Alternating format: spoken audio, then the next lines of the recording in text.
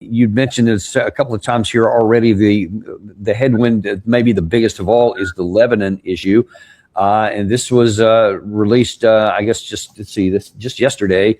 Israeli Prime Minister Benjamin Netanyahu, Defense Minister Israel Katz, IDF Chief of Staff Eyal Zamir, and Northern Command Chief Rafi Milo held a conference call on Monday, and in a joint statement, they said the IDF will continue to act decisively to thwart threats to our soldiers and civilians, destroy terror infrastructure, and continue maintaining the security zone in southern Lebanon. The security of Israel's civilians and IDF troops will continue to remain before the eyes without compromise.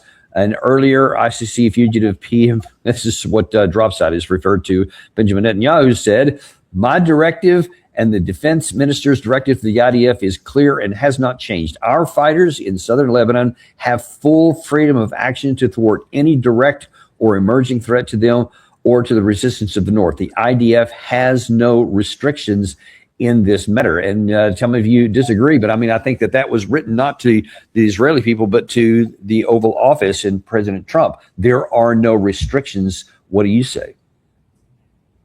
Well, I think we need to disengage from the war with Iran and make it clear that we do not support the mass murder or extermination of the people that live in Lebanon, because that's effectively what you're reading. You're talking about the Gazification of Lebanon. The Israelis truly believe that they can kill their way out of this situation. They don't seem to understand that taking that position is the surest way of Israel reaching extinction. You can't kill your way out of this. And to try is to make matters worse, not better.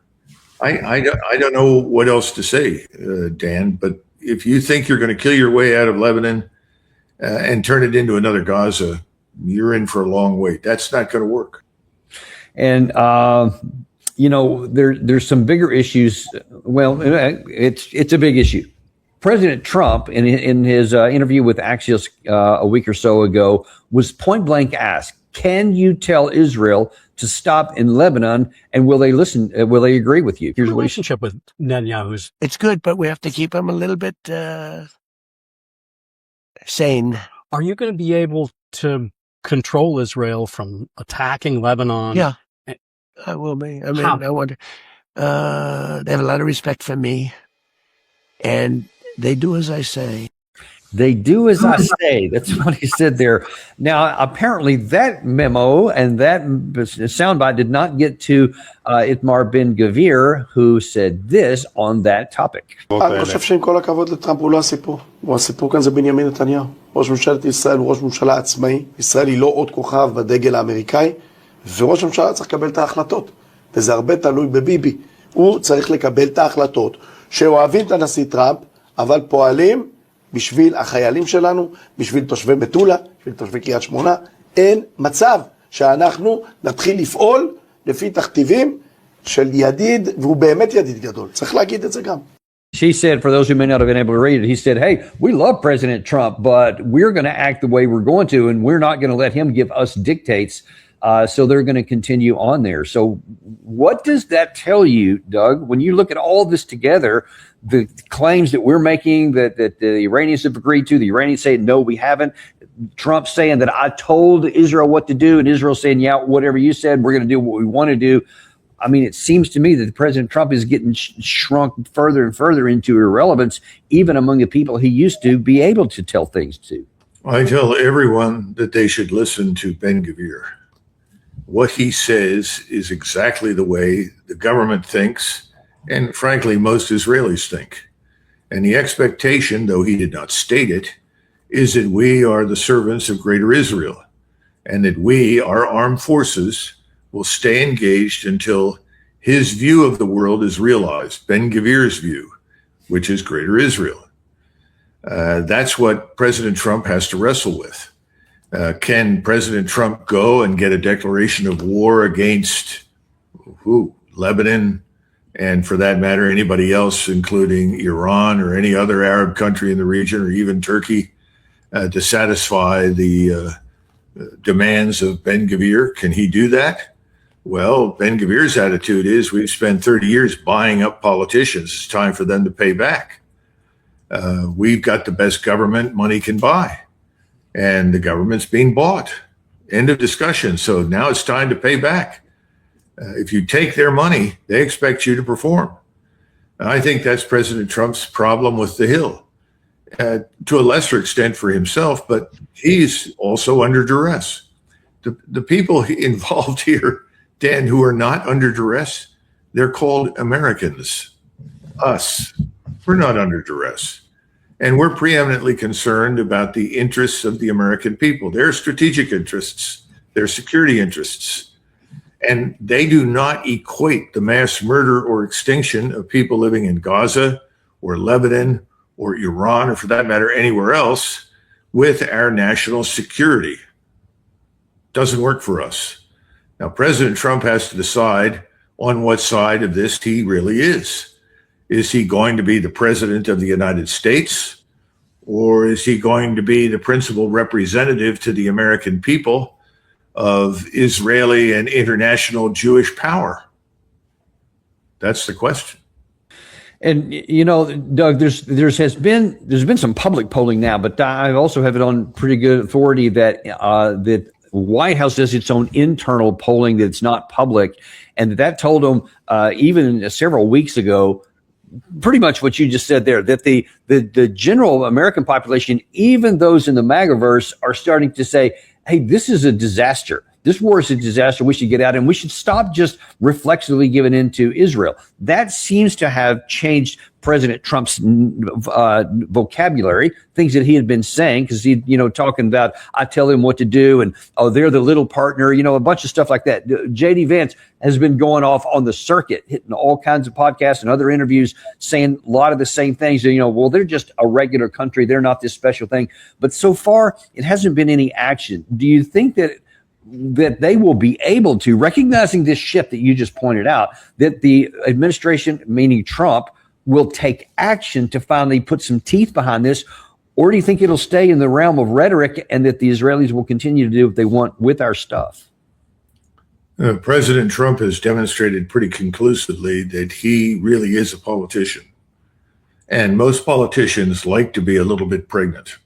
And what that means is that he is predisposed to try and find a position on all sides of the issue. He is not inclined to make a decision that could prove to be in any way, shape, or form what we would recognize as decisive. Now, could this change? Yes, I think it can. But then understand, when did the French Revolution actually get underway? It got underway when the people of Paris could not afford to. So what's the tripwire? If this continues and we continue to see violence and we continue to see the oil trickle out and we continue to see the deficits in urea and sulfuric acid and aluminum and a whole host of different critical minerals, all of which come out of the Persian Gulf, we begin to see countries that are suffering with famine. We begin to see our own people that are figuring out that it's not a question of demand destruction. That's nonsense. It's supply destruction. What happened to the supply chains? Where are the things that are normally on our shelves? When this kind of thing begins to happen, the pressure will be overwhelming. Now, I'd prefer the president not wait that long. I think it would be better for the president to act decisively now and say, that's it, we're out. And then turn to the Iranians and say, these are our interests, we're out, we respect your interests. This is how we see your interests. But that's not something that he's been trained and educated to accept. We historically as a nation were very popular in the world because we tended to respect other people's interests. When we finally became engaged in the world after World War II, when we did not return home, when we stayed all over the world, we were popular until communism was no longer a threat. And then we failed to leave. And that's when our popularity began to drop. And we should have left, but we didn't. And you have a similar situation in the Middle East right now. We can't protect these countries. The people that live there know that. We need to get out. And they need to get along with their neighbors. You and I have had these conversations in the past about Russia.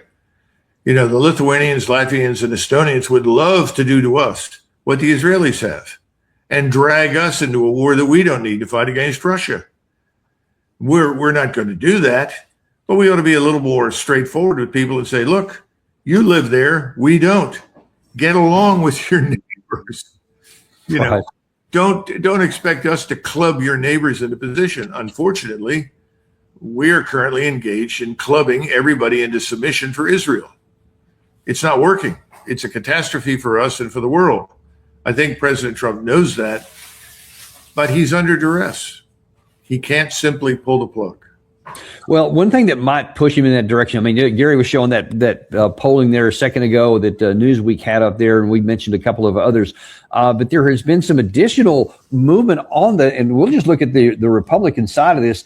I mean, he's starting to burn his own house down. I mean, we saw what happened with Thomas Massie, and I mean, he pulled out all the stops and tens of millions of dollars from all kinds of people to make sure he didn't get reelected in his primary election already. So he's got that, but that came at a cost. Well, now in just the last 24 hours, Tucker Carlson came out and said, hey, I don't even consider myself a part of the Republican Party anymore. I'm not a Democrat, and I'm not going to be. I'm not sure what I'm going to do, but he said, I'm really against this. And it turns out he's not the one. Marjorie Taylor Greene posted this. I guess this was just yesterday afternoon. Tucker is not the only one who's not supporting the Republican Party. There is a lot, she says, of us that are absolutely fed up and will not support a party that betrays its voters and country.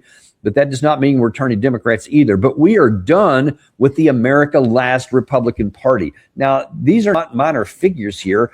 How do you see this trend going? And might that finally get President Trump's attention to say the cost to his own party could be higher, especially heading into November, than the cost that if he goes against the Israeli side and goes for American interest? I don't think he's worried. I don't think that's uppermost in his mind. I think he's worried about other things. I think he's very worried about his obligations to the Jewish lobby and the Israeli state as a consequence, and the people that supported him for election, the billionaires. So I don't think that's going to mean very much to him. Now, for the rest of us, I think it's not just the Republicans. The Democrats have moved so far to the left in support of everything that's anti-American that there are large numbers of Democrats who want nothing more to do with the Democratic Party. And you've already shown us what's happening with the Republicans. I think the two-party system as we've known it is collapsing. It hasn't happened visibly, but we're going to see more and more evidence for it in the months and years ahead, which is why, as you know, I support the creation of a third party, a nationalist party, an American First Party, an American Freedom Party. That's what we need, where we are preeminently concerned about American national security, national defense, national identity, national culture, national history.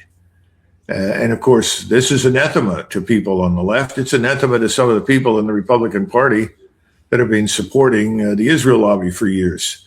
They're not very different. I think we're in a period where everything's just going to change.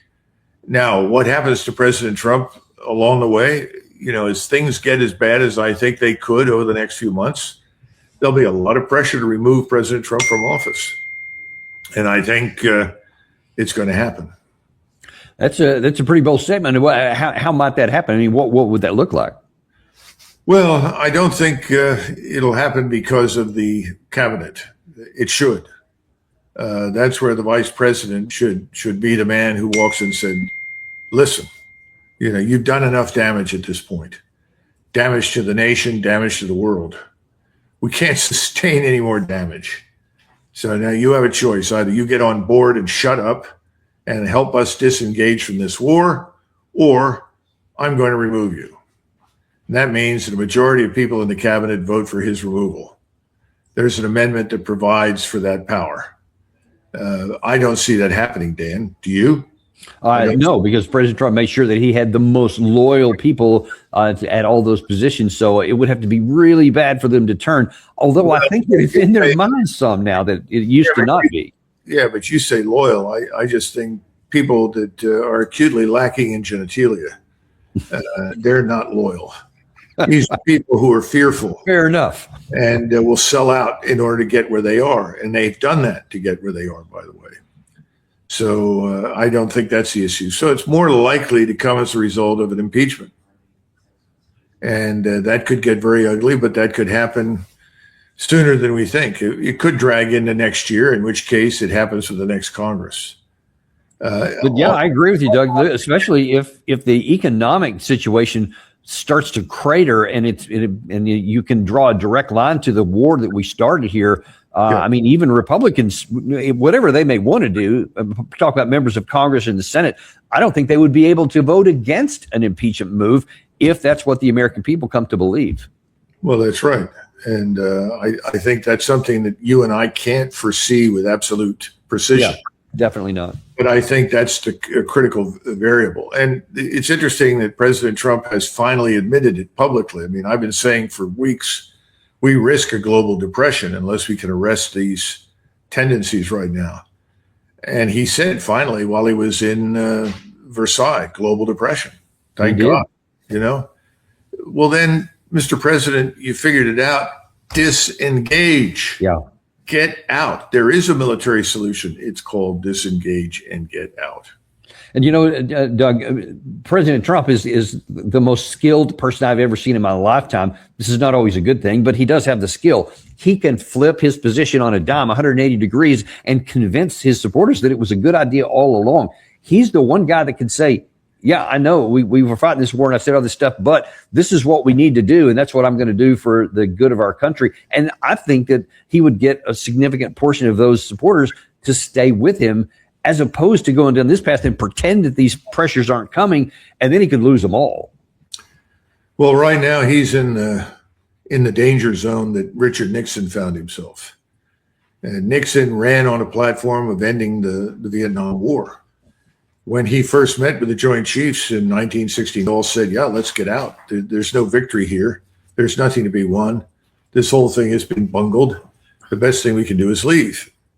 And then he was persuaded in private by Henry Kissinger that if we did that, we would look weak in the eyes of the Soviets, and that could have consequences. And so out of this misinterpretation was hatched this tragedy called the intervention in Cambodia. And the Cambodia campaign was pointless. It further disrupted and destabilized the region, killed more Americans after Nixon took over than were lost before he got there. He postponed the inevitable end. So President Trump needs to sit there and think this through, or at least sit with someone who can help him think it through, not the people that have been advising him to this point, because that's not what he wants to do. Don't wait for it to get worse. That's what Nixon did. It got worse. It's time to get out now. Couldn't have better advice than that. And I hope he pays attention. But as always, we appreciate you providing that kind of advice, because we know there is a path out. So if things end up going down that path, we'll know that it was not inevitable. We could have made a change if we'd only done it in time. Thank you very much.